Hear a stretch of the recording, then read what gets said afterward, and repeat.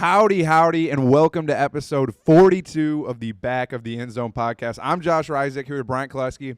And, man, what a week. What a loaded episode we have ahead. More kind of NFL-based kind of content in today's episode. Taking a look at our little not preview, but our recap of the Super Bowl. Exactly. I mean, what a game it was. Overtime finish, only the second Super Bowl to ever go into overtime. And we felt like it was a great game, but there was still a lot to be left out there, especially for the 49ers who lost the game. The game the momentum changed so much from the beginning of the game to the end of the game. We're going to discuss that. Yeah, and I mean, it was another game where Kyle Shanahan kind of blew a lead in the Super Bowl. Third time that's happened under Kyle Shanahan's regime. Fourth time in the playoffs. Yeah, because he did it once in the NFC Championship game too. Yeah, so I mean, I don't want to say Kyle Shanahan's on a hot seat. I don't think he'll ever be on a hot seat. But that's something that he needs to fix and clean up. And we'll get into that. We'll also get into some NFL draft scenarios, which we've done in the past. Some of the more recent. It's the off season, baby, and off season is one. I know a lot of people like the games. A lot of people like the actual seasons. But my favorite time is the off season. Getting the build up to the season is always my favorite because you're always looking for whether it's your team or whether it is another team. You're always looking for the teams that really need to improve the most, what they're looking to do next, what your team is looking to do next coming up for this season, what moves they're looking to make, stuff like that. So it's always fun to watch that process happen, whether it's free agency, the draft, training camp, stuff like that. So it's interesting for me. We're going to dive completely into some of those draft scenarios that could possibly happen. We've done that in the past, but there's a lot of buzz going around with certain guys right now too, particular trades that could possibly happen before the draft. And, man, we're going to get into that. Then also last week, I think on Friday, the Big Ten SEC merged for their own committees with all their committee heads. They're not making a new conference. Not a new conference, but just kind of merging their upper heads type of thing. And they're trying to, assess where the game is at right now, where the sport as a whole, and not just college football, but college athletics as a whole. There's a lot of things that need to be cleaned up. We've said it multiple times on the show, and a lot of other people on their shows as well, that college football is in a weird place right now to where things need to be cleaned up. We're going to talk a lot about that. And then briefly, with spring ball coming up in probably less than a month.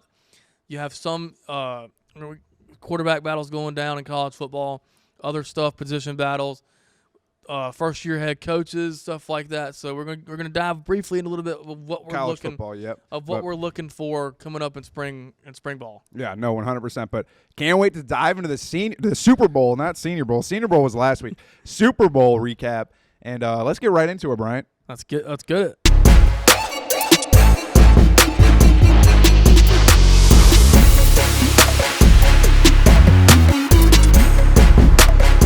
Before we dive into our Super Bowl recap, we'd like to thank one of our sponsors, Now Fitness. Now Fitness is a gym and fitness center based in Groveville, Alabama. Recently just expanded to Saraland. They do personal training, group sessions with CrossFit, and other training and workouts. They help local athletes also train and get in their best shape. Call 251-269-3065 for more. Can't thank them enough for what they've done for us. So representing the 251, baby, here in Mobile, Alabama.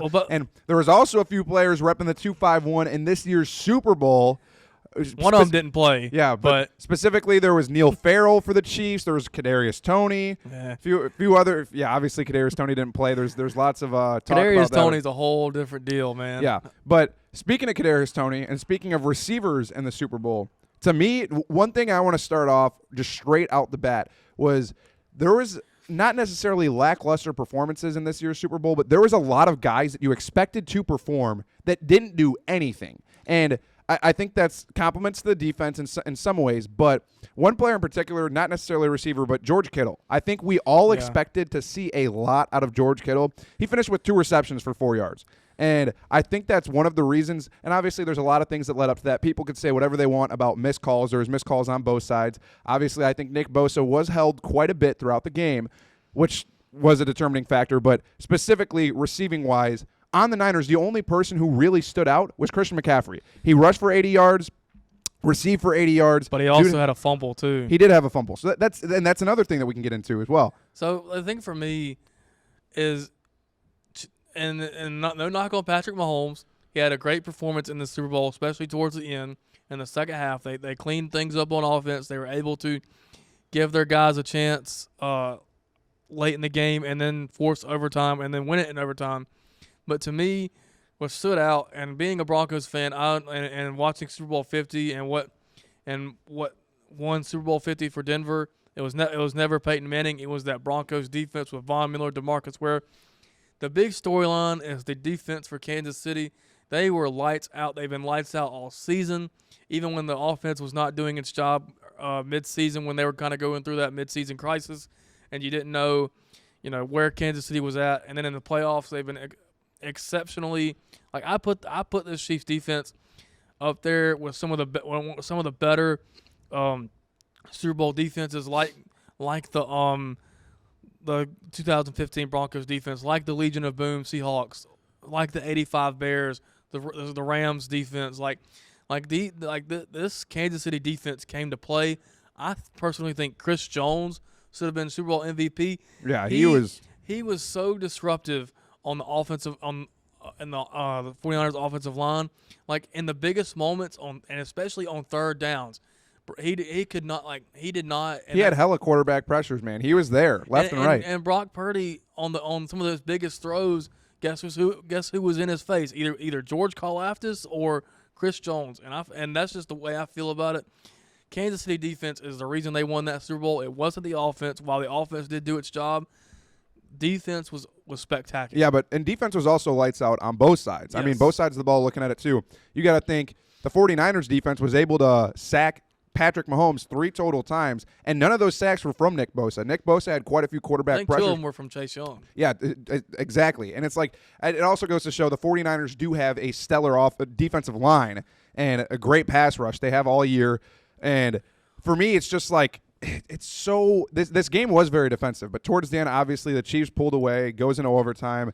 They had that miraculous reception by Mecole Hardman, whatever you want to – I don't know. But for me, it's just like the playmakers really weren't standing out. Everybody out there that had crazy parlays and stuff like that, I think everyone was upset that there were certain guys not getting the ball as much as they should have.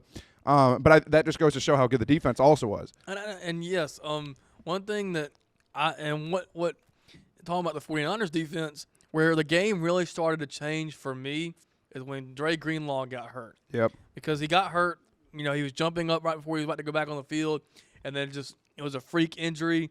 He tore his Achilles just by running out on the field. Another reason why the players more than likely want grass instead of turf. Yep. I think they took a vote on that, and like 90% of them said grass. But anyway, I think that's kind of because the Chiefs started going after whoever was there, whoever was in place of Dre Greenlaw. Yeah. And another thing, and this is kind of a bad look for South Alabama, but the punt where Darrell Luter was on the field, former cornerback for the Jags last year. For the Jags, the punt hit his foot. All right, but that's not his fault. That is not his fault. He was just wrong place, wrong time. And you can say whatever you want, but I mean, he was doing his job down the field trying to block, and literally it just so happened to drop right on his foot. And just reaction time, there's so much happening that in that moment he couldn't get out of the way.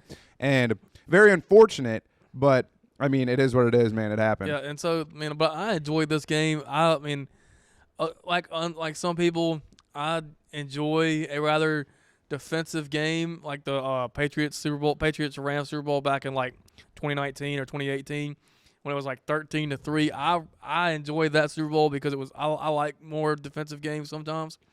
But man, I did expect a little bit more out of the 49ers offense. Deebo Samuel, but Ayuk. I will say though, yeah, we did expect a lot more out of those specific guys. Obviously, Deebo got hurt a little bit into the game too. Ended up still playing through the injury.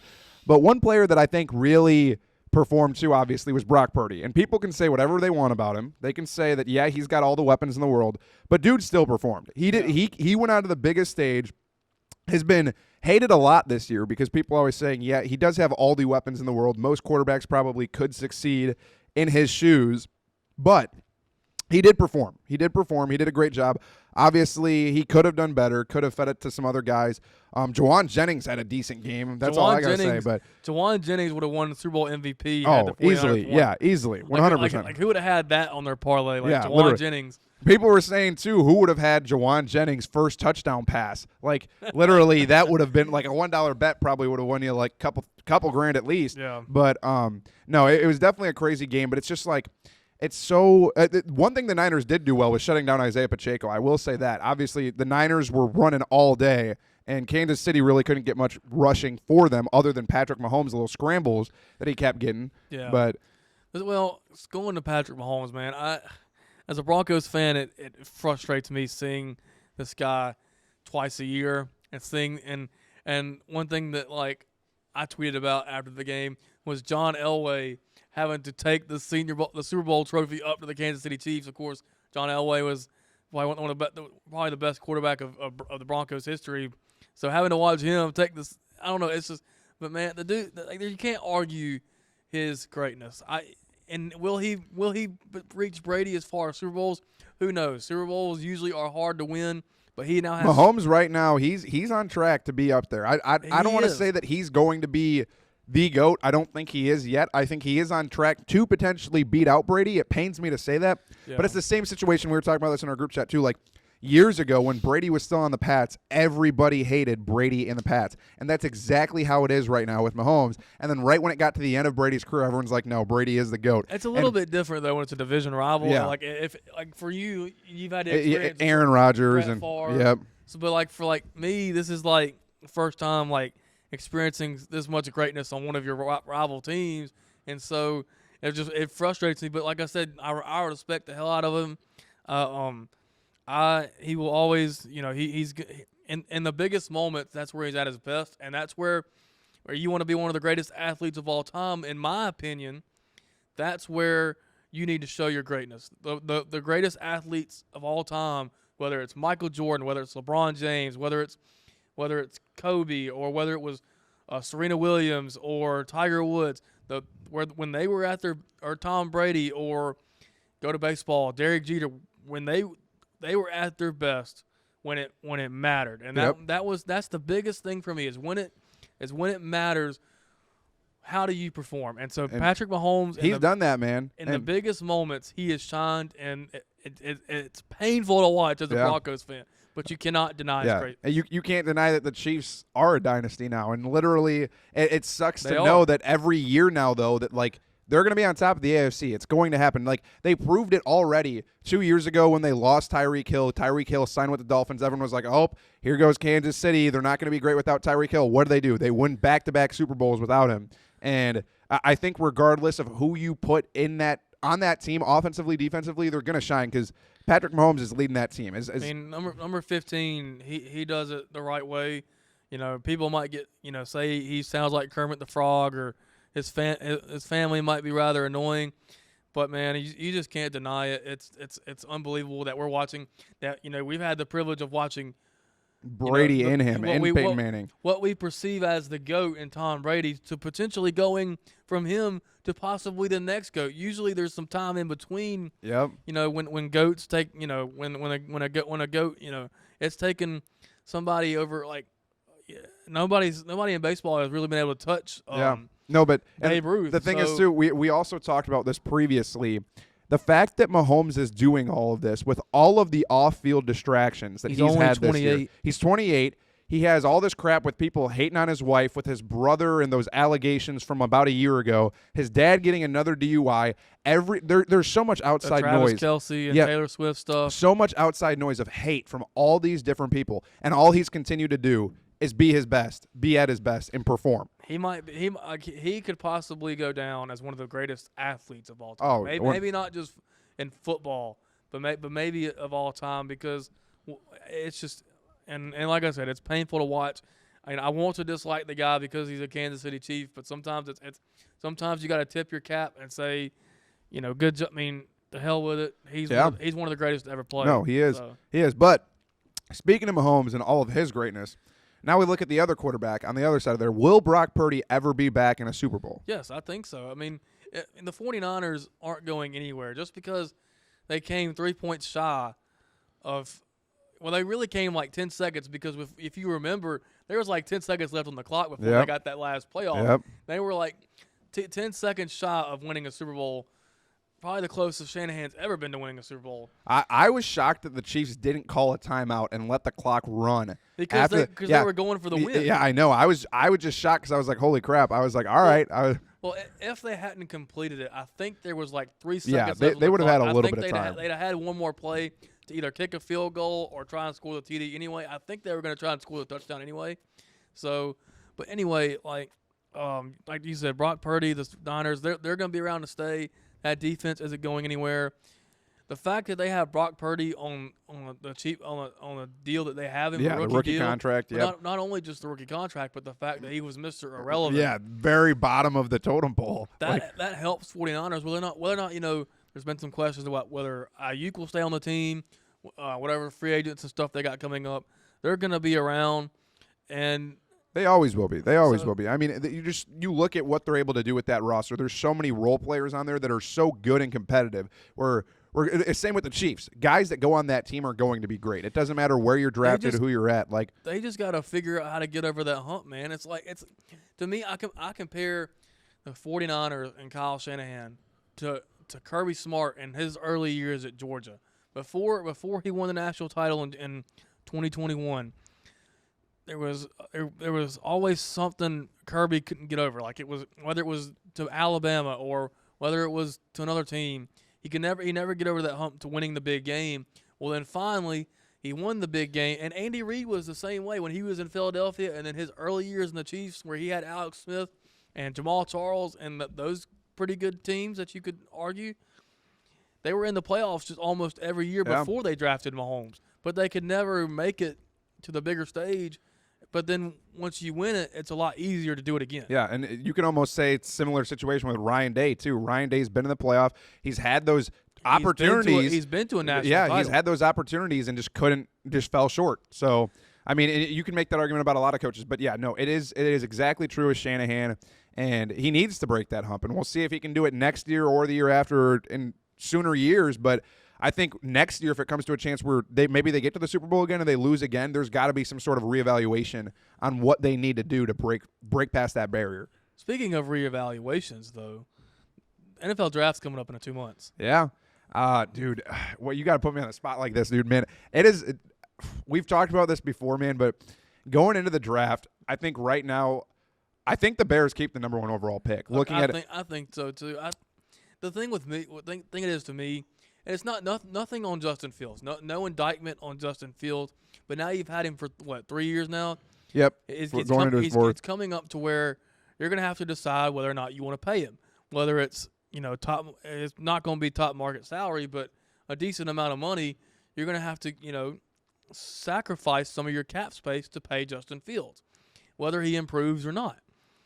Well, if he doesn't, I mean, you don't pay him anyway. You cut him. Yeah. But if he begins to improve, but you're still not getting what you think you can get out of maybe a Caleb Williams or a Drake May better than what you. But the thing is you can. It's like the Cardinals with Kyler Murray. Kyler Murray almost where they drafted a quarterback. They drafted Josh Rosen, but he wasn't bad, but it just wasn't. Didn't meet their expectations. It wasn't a fit. Couldn't get you past that hump. And that is the big question with Fields now, too, is because obviously I love Fields, and I want the Bears to keep Fields. I will always ride it out for Fields. And that's also part of the Ohio State fan in me, but I think that he has improved year by year.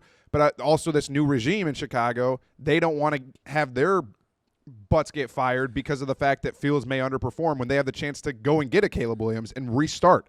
And restart the cap space where you can get the quarterback on a rookie deal that's cheap, and they still have more money. They're still gonna. I think they still are gonna have the most amount of money in free agency this year.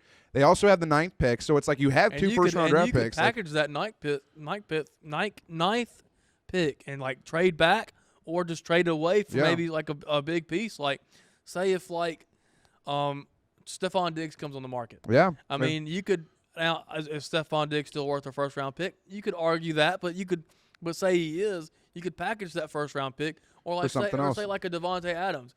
Devontae Adams doesn't know what the quarterback situation looks Yeah. like in Las Vegas, but I don't know. Like you could take, or one thing I had thought about. I thought about this today when I was watching a mock draft. What if like the Bears, they trade Justin Fields? Okay, they say they get a third or the second or third round pick at him. I don't think they're going to get a first. I don't think they do either. Unless I think best would be second, but I don't even think they get a second for him. Say they get a second or third. Okay, now you have even more ammunition. You take Caleb Williams at 1. What if they do similar what the Texans did with C.J. Stroud and Will Anderson go back to back. Where they trade up, well, maybe not back to back, but they trade up from 9 to maybe like 5 or 4 and get them a Marvin Harrison Jr. or Brock Bowers or Malik Neighbors or Rome Odunze. It's all possible for sure. And it's going to be an interesting thing because also earlier today, I saw that WGN, one of the Chicago news stations, had an interview with Kevin Warren, the new CEO, like the new owner of the Bears, and he was speaking really highly of Fields. So he does have a little bit of an influence because he's the owner. He's got some things to say, obviously, with that draft process. But the thing about it is I remember, I think it was a few days ago, somebody from the Bears came out and said it would take a historic haul. Yep. The only thing is okay, I don't know what Caleb Williams is going to be. A lot of people think he's a generational talent. He's the next surefire thing. He's the next Andrew Luck, Patrick Mahomes, like what they did with Trevor Lawrence. Some people are not as high on him. Some people think he's still like there's not that much of a gap between him and Drake May and Jaden Daniels and the rest of the quarterbacks. Yeah. Some people think he's still got a long way to go before he can be NFL ready. So if you're a team, say you're the Broncos at 12, okay? Personally, I think the Broncos need a quarterback. I think they need to get rid of Russell Wilson. Go ahead and try and get rid of that dead cap money that you owe him. Hit the restart button at quarterback. For me, I think I would not want the Broncos trading 3, 1, 2, 3, maybe 4 first-round picks or even like a caliber player like Pat Surtain to go up and get a quarterback that in the top 3, yeah. There's going to be someone I don't know. There's going to be someone that falls that I think is still adequate enough to get the job done. So I personally wouldn't do that either. And personally with me with the Broncos is I'm in favor of them taking Bo Nix at 12. I think Bo Nix is the perfect quarterback to run. If it's not Drake May, if Drake May doesn't somehow fall to 12 or they don't go up and get Drake May, I saw a PFF mock draft the other day that had the Broncos trading up with Washington to get Drake May. If that happens, I think I'd be happy with that one. But if it's not Drake May, I think Bo Nix is the perfect quarterback to run Sean Payton's system. Yeah.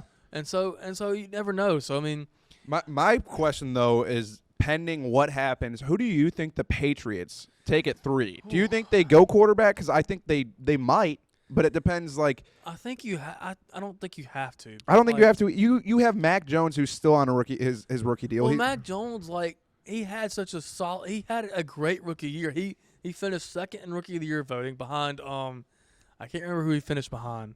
I want to say it was wasn't it T-Law? Or no, it wasn't Trevor Lawrence. No, it was somebody else. It was a receiver. It might have been Jamar Chase. Yeah, it was Jamar Chase. You're right. He finished second in rookie of the year. He had a phenomenal rookie year. More people better than people thought in his first year.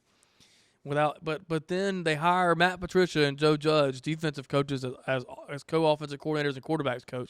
That was a disaster. Then you hire Bill O'Brien, which you thought I was going to solve the situation, but whether it's Mac Jones, whether it's Caleb Williams, whether it's Bailey Zappi, whether it's Patrick Mahomes, they do not have any weapons. They don't have anything. They don't have anything on the outside. Their tight ends are Hunter Henry and Mike Gesicki, Yeah. Their offensive line is Their defense is better than their offense, but you can. The defense is what kept them in games, Yeah. but they can't score.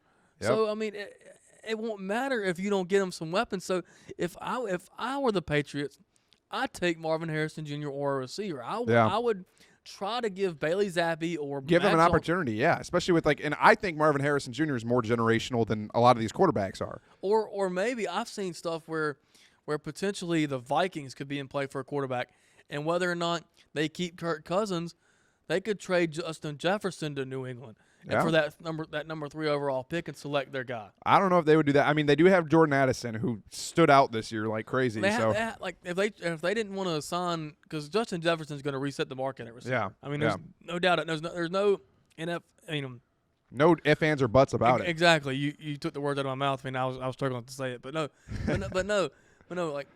Like if you didn't want to sign Justin Jefferson to that mega contract, then you can trade him and get a hell of a haul. So yeah, I mean, seriously. So I don't know. It's going to be interesting to see what happens throughout the rest of the draft too, because besides, like, it's obviously a quarterback heavy draft. Compared to last year, the teams I'm really looking at are the Patriots, the Falcons, because the Falcons are one of the teams that's always mentioned in play for Justin Fields, along with the Steelers.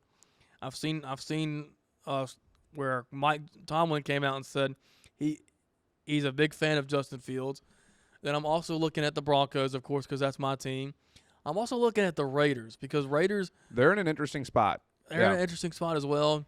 And then I'm looking at the Vikings, of course. And then one team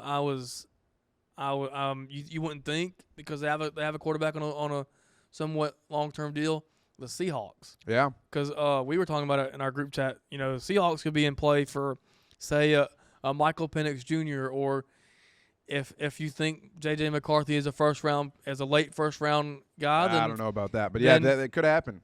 Like it could, but you never know. I mean, we'll see. I would see the Seahawks going more offensive line based, because their offensive line was awful last year, first round wise. Yeah. But it depends on if there's a good quarterback available at 16, 15 that they have. Then yeah. And before we end this segment, I want to go back to what I said about the Bears, like a team trading up to for that number 1 pick. If the only teams that would make sense to me trading up for the number 1 pick are teams that are inside the top 10 or rather inside the top 5. If you're Washington or you're New England, it would not take hardly as much to move up as it would if you were Denver or if you were or if you were the Raiders. Atlanta, because take a look at last year. The Panthers moved from 9 to 1. What did the Panthers give up? 2 first-round picks, I think 2 second-round picks. Yep. And DJ Moore. Okay. You drafted Bryce Young, but you left almost 2 years of not being able to get any talent for him. Yep.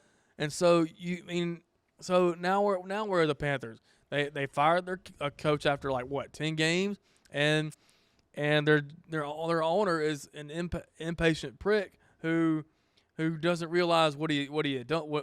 He probably realized what he had done was a mistake, and he can't. I mean, it's not an indictment on Bryce Young. They don't have anything. That's the same thing with the Patriots. But if a team does what the Panthers did, you could be screwing yourself and setting yourself up more for failure from trading that far back. Exactly. So that's why I'm not a big fan of somebody trading up for the number 1 pick unless you're like Washington or New England at 2 and 3. Yeah, so, I don't know. We'll see what happens. I mean, and we say that all the time. I say that all the time, at least. And I'm curious to see what happens, especially with my Bears holding that number 1 overall pick. What do they end up doing? And you got the NFL Combine coming up at the end of the month. Then I think March 15th, free agency starts, and we'll see. Some of these quarterbacks that are pending free agents, like Kirk Cousins. See what the Bears decide to do with Justin Fields. I think there's some other quarterbacks in the free agency market, like I think Baker Mayfield, but I think he stays with Tampa Bay. I think he does too. Then and the Broncos once again, if they cut Russell Wilson will be a free agent. Who picks him up? I mean, could say a reunion with Seattle be in play? Could the Steelers be in play? Could the Falcons be in play for any of those quarterbacks? And so that eliminates a potential team getting a quarterback in the draft. Yeah, I don't know, man. And I think if the Bears do trade this pick, I think that it comes sooner rather than later. Last year, the same thing happened when they traded with the Panthers. It was like the first day of free agency where it happened. Exactly, and I think that's what would happen if they were to do it. And I don't see him waiting till last minute on draft night. I think it'll be I personally think it'll be a day or two after the Combine. And that's probably what will happen. So we'll see, man. And I mean, it's going to be crazy. It's always crazy and hectic. Something like this happens every year in the draft. But something else that's a little crazy is the Big Ten SEC advisory group that just bonded. And we're going to get right into that in segment 2. Oh, yeah.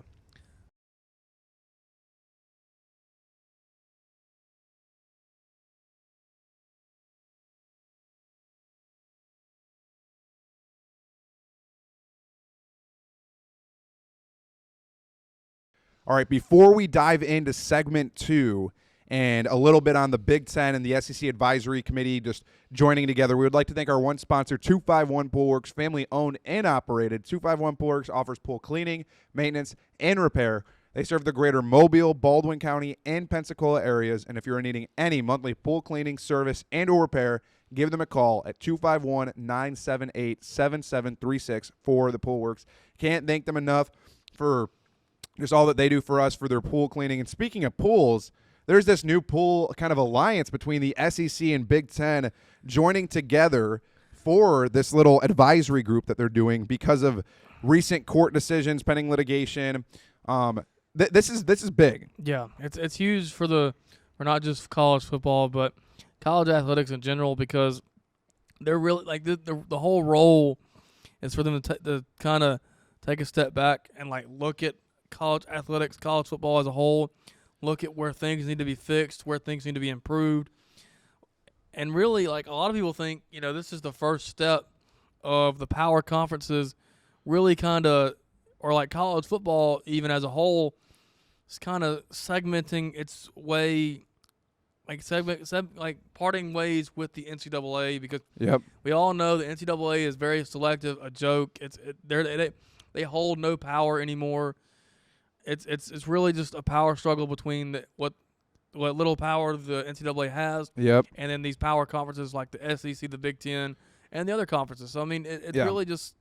And these two conferences will not have the authority to make any changes, but they will have a lot louder of a voice. And you got to think, the SEC and the Big Ten, out of all of college football, no offense to any other conferences, any Group of 5 conferences, any other Power 4 conferences now, but the SEC and the Big Ten already have the most authority and power over anyone else. And now that they're both joining together, that's huge. That's huge. And it's one step, like you said, towards a potential power conference in the future.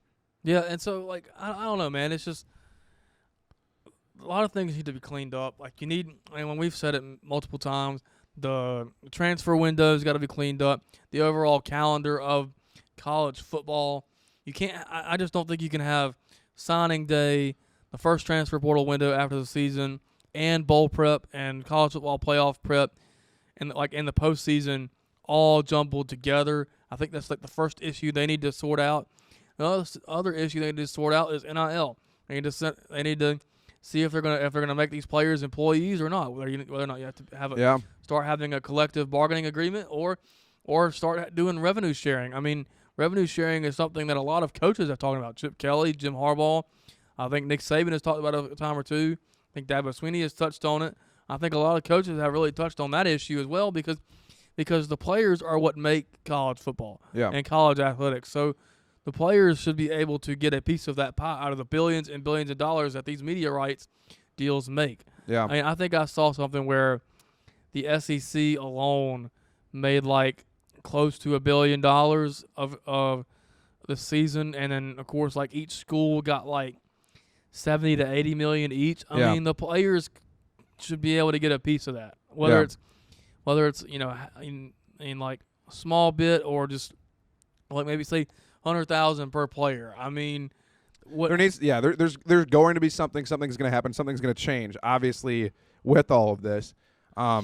But it's also it's a good thing too, because this, in part of all of the NCAA, this goes in effect with making, say, South Alabama, if they're trying to go against the NCAA somehow or change something for the state of Alabama, then what South Alabama wants isn't going to affect, say, Alabama or anyone else, because the SEC and Big Ten are forming this alliance, this advisory group per se, that's going to protect them from any other kind of like sort of rule changes. And like, I really wouldn't even like call this an alliance, but I think it's just like a mutual agreement to kind of take a look at all these issues, take a look at everything that like take a look in the rearview mirror, or take a look at the college athletic landscape, because like we've talked about this kind of like in our journalism class, the Dartmouth basketball stuff. They're trying to make players like the first school really to ever like have a union, try to make players employees.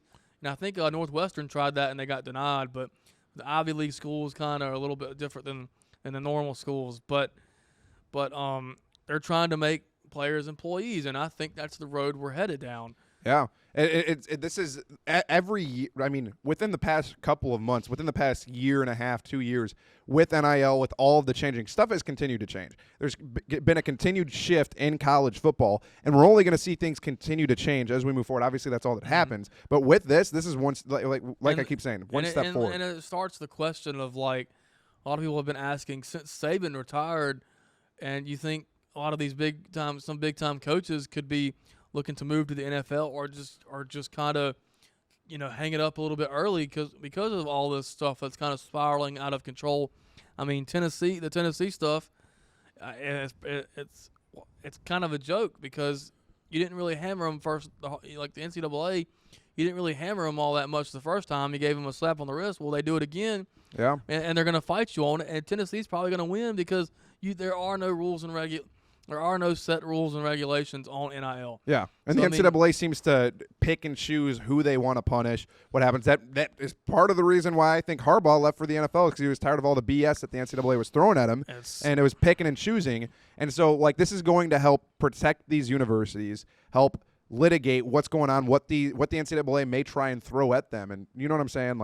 I think it's just another step further of the NCAA just being having no hold over at least college football. I don't know what the future of all college athletics are because obviously football is the biggest moneymaker of them all. Then you got March Madness and basketball. Then you got your other sports. So, I mean, it's really whatever direction college football goes in is going to determine where the rest of college athletics goes. Yeah, there's no more Power 5 conferences anymore. Obviously, now it's Power 4, but after this, in the future, it's just going to be the Super 2 conferences, man, SEC and Big Ten. What do you mean, man? The Sun Belt's a Power 5 no, I'm joking.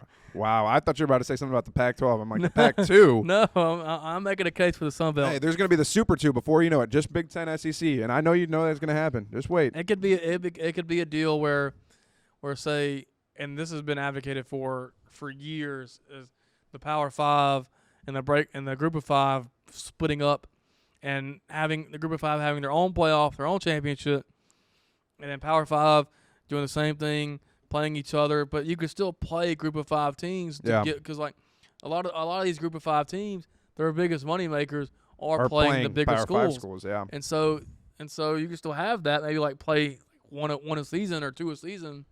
Yeah, kind of like how it already is. It's already structured that way. I think if they break up, there'll be normal teams play three of those, especially in the SEC with that, because they don't have that ninth conference game. They'll play one more cupcake or one more out of conference deal, and it's normally, if it's not a big time opponent, it's an opponent like South or a Group of 5 school, and so you can take one away, and I don't know how you do it, but another thing I've also seen is another idea that's thrown out there is relegation. I mean, if you don't watch soccer, I don't watch soccer either. But I mean, if you don't pay attention to what soccer or FIFA or any of that stuff, relegation is where you have all these teams in one big conference. The worst team out of that gets sent down to a smaller conference. It'd be take the major league and minor leagues, for example. Say the worst team in baseball and Major League Baseball, I think last year was the Pirates.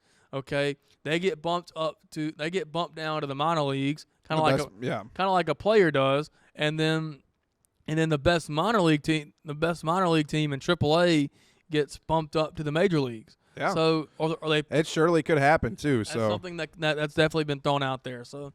Yeah, I don't know. I don't know how I feel about it, but I just think like we keep saying, it's one step closer to one big, just essential power NCAA group and just leaving the NCAA.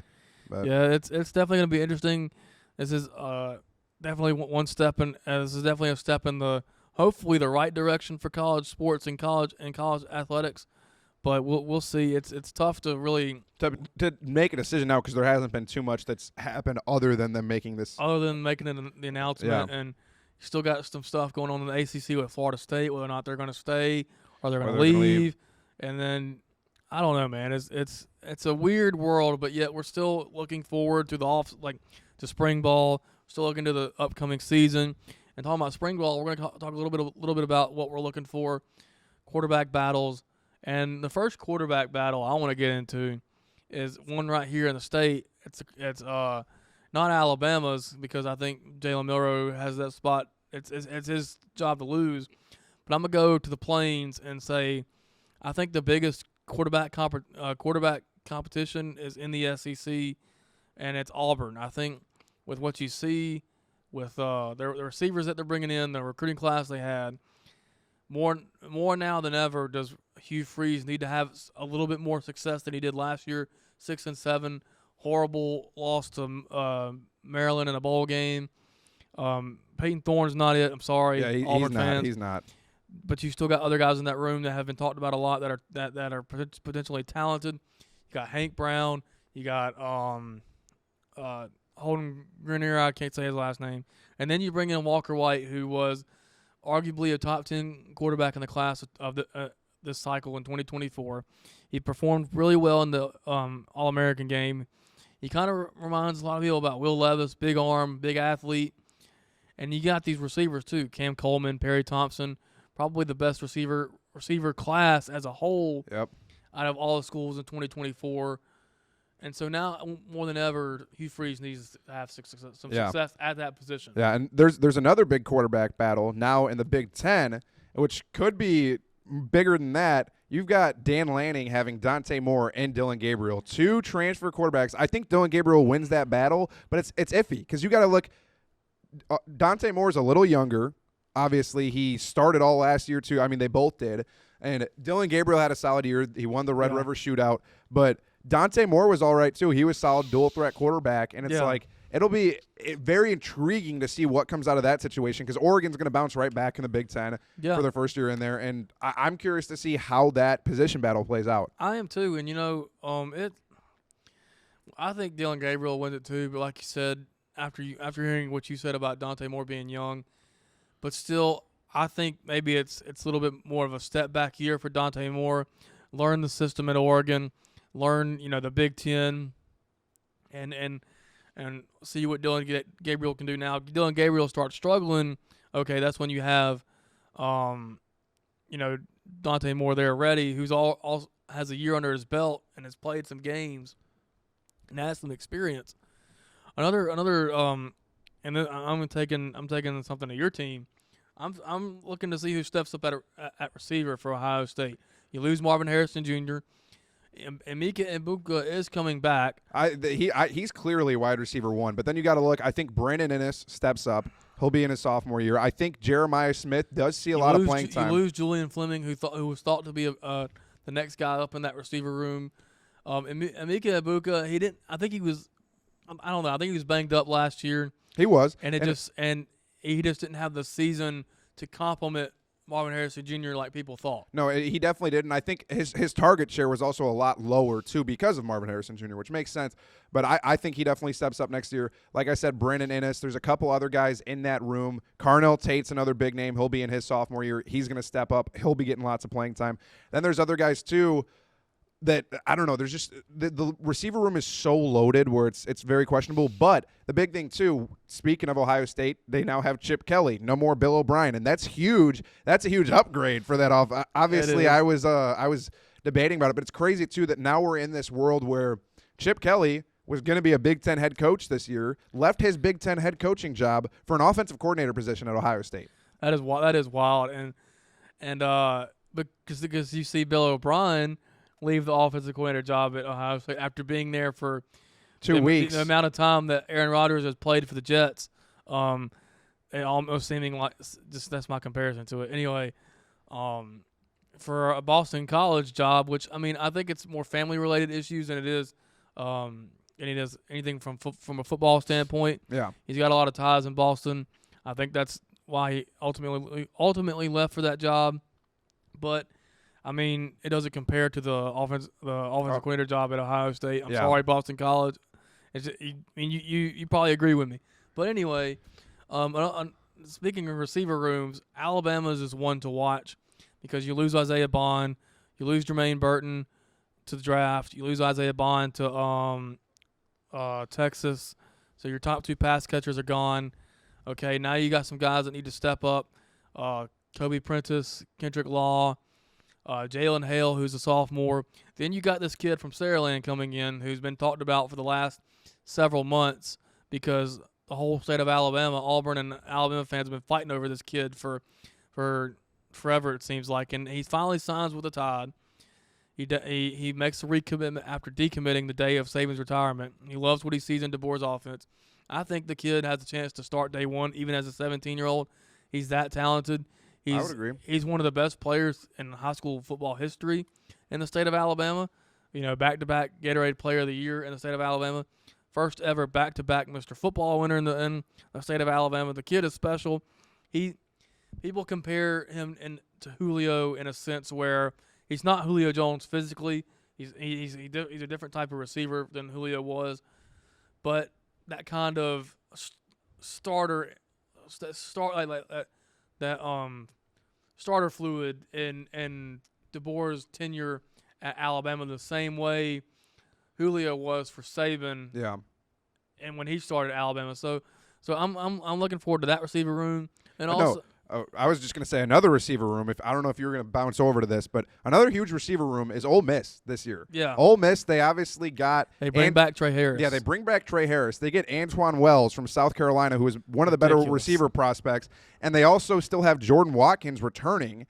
And so you got to think Jackson Dart's going to have some weapons next year. He's going to have no excuses at all in that offense. Jackson Dart and Quinn Ewers are the luckiest quarterbacks in the world right now. They have – plethora of weapons to throw to. Think about Jackson Dart, the names you just mentioned, and they lose Quinshon Judkins, but I think Ole Miss's running back room was fine without him. Yeah. And then you look at Quinn Ewers, who returns. He doesn't return any of his pass catchers, but they bring in guys like Isaiah Bond, Matthew Golden from Houston, another couple of receivers. They have a lot of returning. Amari Niblack. They're trust me, they're losing some guys to the draft, lost a couple guys in the transfer portal. Obviously, like losing Tavondre Sweat, and then there are other obviously Tavondre Sweat's defensive lineman, but they lost an offensive lineman too but they have an arsenal returning. At the skill position, Texas is losing Jonathan Brooks at running back. Okay, they're losing Worthy and Mitchell. They're losing I think Whittingham and Jatavion Sanders. They're losing most of their pass catchers. Now, only I think returning guys they have from that offense are two guys that are fixing to be sophomores, Cedric Baxter and Jonte Cook. So they're a little bit young at that position, but they reloaded like you expect them to with the money they have. So, and then going to defense, DB room is at Bama is what I'm looking at, because you have guys leave like Caleb Downs. Okay, you're losing your top two corners, Terrion Arnold and Kool-Aid McKinstry to the draft. You're losing another safety in Jalen Key to the draft. Malachi Moore staying. That's a huge returnee. But you also lose Trey Amos, who was thought to be CB1 next year. You lose some other guys in that DB room that you thought would be able to step up. And so now you got this freshman class coming in. One of the best DB classes that Bama's ever had. You got 3 5-star corners with Jalen Mbakwe, Xavier Brown, and Zay Mincy. Then you also bring in Peyton Woodyard. I mean, secondary is going to be young for Alabama, but I'm excited to see. And the good thing about spring ball is all these teams are not even complete yet, because you still have the spring portal window. Yep. You don't know what Michigan players are thinking right now, even though they've hired Sharon Moore. And even though that 30-day window for them is not closed, it's hard to move right now because they're kind of stuck with classes, because the deadline to enroll or re-enroll, add classes, drop classes has kind of already gone. Passed, so you can't. That spring window will be the only time they have to move. Yeah, and dude, it is so intriguing. Just this upcoming year, it's going to be a crazy year. Obviously, we talk about it all the time, but 12-team playoff. All of these teams, there's so many teams that have reloaded or reclipped, man. Like, it's like they literally I'm scared, dude. I'm scared for this upcoming year. You know I'm picking to win the national championship? No, I'm joking. South Alabama. There's not going to be one Alabama team in the playoff. Well, I don't know about that now. I think we'll be good enough to at least squeeze in there. But no, it's gonna be fun. Of course, we got a lot of more content on that coming up because it's only February. Spring ball hasn't even started yet, but the fact that we're talking about it means that it's kind of it's around the corner. It's creeping up on us. Bama's A-Day, I think it's April 13th. I plan to be there. I'm trying to get this guy to go. But anyway, I can't believe football season's over, but we're still talking about it. It's officially gone, and we're going to continue to talk about it. So that's how it's going to be. But spring ball is just around the corner. There's a lot of excitement around the corner. Stuff's going to continue to happen in the portal too, especially when that spring window opens up, man. But and before we leave, there's a fun thing I want to rant about. So Alabama basketball released a throwback uniform, like with the block A, the retro block A logo, and that sparked a lot of controversy, not on Bama basketball, but whether or not Kalen DeBoer and Greg Byrne should bring or unleash maybe an alternate, whether it's a helmet or a uniform for Alabama, because Saban never did it. But one thing I've always wanted to see is the return of the white helmet for Alabama. Okay? The white helmet was worn in the 50s, 60s, 70s, and the early 80s of Alabama football. That's four different decades of Alabama football. It would not be unleashing a new uniform or a new alternate. It would be bringing back a throwback from a pivotal part in Alabama history where they wore them in the Bear Bryant days. They wore them during national championship years. And so it would not be, to any Alabama fans out there, it would not be turning into Oregon or turning into a losing program with a bunch of uniforms. It would be bringing back one alternate helmet that is a part of our history and our tradition, and wearing it maybe once or twice a season. I don't understand the hate against it. If Alabama were to at least start unleashing alternate uniform after alternate uniform, stuff that looks absolutely hideous, I would understand. There's enough alternate to plead your case too. Like Ohio State, we have a couple other alternate uniforms, but we're not crazy like Oregon. We have the all black unis with the black helmets. Just something simple that's worn once a year. It's something that the fans look forward to. It's like, holy crap, it's nice. And it's like, I don't know. I think it's something that needs to happen too. It's not like Bama would be wearing the white helmets with the crimson. Now they used to back in the day. Sometimes they would alternate between crimson helmets and white helmets. Sometimes it would, and back when you could wear multicolored helmets, on the same field on the same team, you'd have offense wearing white, you'd have defense wearing crimson. But if you wear the white, if you wear the white helmet, you wear it once on the road with an all white look, and then maybe you have an all white, like a whiteout type thing at Bryant-Denny Stadium on a night game or something with an all white helmet. I can't tell you, I would be pretty excited for something like that. I don't know. It's just a little bit of a refresher, but you're bringing back a part of history. You're not changing anything. You're just bringing back something that was a throwback. I mean, a bunch of LSU has the white helmet. They have, like he said, Ohio State has. They have their black helmet. They have gray helmets they've broken out every once in a while. But it's once every couple of years. And Auburn started to go to kind of like an alternate look on their face mask where it's not always the navy blue, kind of like that helmet right there. Sometimes it's orange, isn't it? Yeah, orange chrome. Sometimes they'll wear all white. There's I don't see anything wrong with bringing back an all white helmet. I don't see anything wrong with it. And if you're a Bama fan out there and you disagree with me, well, I don't care. So yeah, we'll see if they end up doing it. I like changing up the uniforms a little bit, just giving the fans something to not necessarily look forward to, but it's something nice. And it's like, holy crap, there weren't. It's not a big deal. I mean, are you really gonna be that pissed off over a helmet once a year they wear it? That you're gonna what are you gonna do? Stop being a fan of your school because they bring out a helmet? I don't know. We'll see what they do, but hopefully they do something. I mean, look at the options on these helmets. I mean, these are pretty damn cool. I mean, I love having these here. I mean, I'm sorry. Yeah, we'll see what happens. But I think that's going to wrap it up for episode 42. Bryant getting his diaper full about Alabama helmets over here. No, but we're going to try to get some guests. We're past the Senior Bowl. We're way into the school semester where we know kind of our schedule. We're going to try to get some guests. I'm working on one right now. It's been a while since we've had one, so we're definitely going to get back into that, kind of spice it up a little bit. But yeah, looking forward to it. Looking forward to the future. If we you may haven't even start some UFL coverage. funny. But We hope you guys enjoyed the episode. If you haven't already, like, comment, subscribe, hit that notification bell, and we thank you guys so much for tuning in. Oh, yeah. And we'll see Always you a guys next blast. week.